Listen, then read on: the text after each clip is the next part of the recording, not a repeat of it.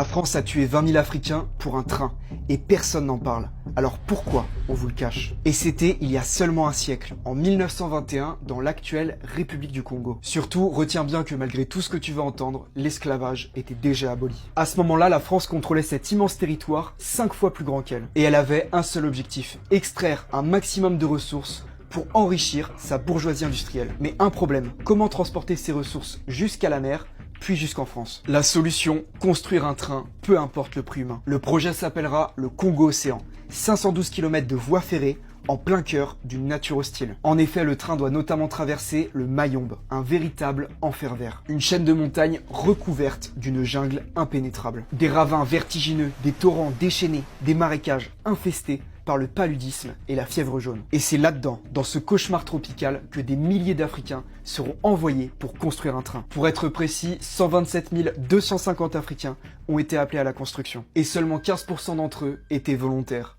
Le reste étaient des travailleurs forcés. Et rappelle-toi que l'esclavage était aboli. En 1924, après 3 ans de construction, le chantier n'avance pas assez vite. Les ouvriers africains sont sous-alimentés et meurent par centaines. La solution, recruter, mais plus simplement au Congo, mais dans les villages de toute l'Afrique équatoriale. On va jusqu'au Sahara pour recruter de force hommes, femmes et petits. Des milliers de personnes seront déplacées jusqu'à 2000 km de chez eux, et il ne valait mieux pas qu'ils disent non. Durant presque tout le chantier, pour faire des économies, on n'utilisait aucune machine. Tout le transport d'équipement s'est fait à dos d'hommes, et les 12 tunnels de la voie ont été creusés par des outils. À cause de ces conditions, les estimations basses des disparus s'élèvent au moins à 20 000 personnes. Mais qui est responsable? De 1, l'État français, surtout représenté par le gouverneur Raphaël Antonetti, qui voulait terminer sa carrière en beauté avec la construction du train. De 2, la société de construction des Batignolles, qui existe encore aujourd'hui sous le nom SPI Batignolles. Et surtout, il faudra attendre 1946 pour que la France abolisse ce travail forcé. Alors n'oublie pas que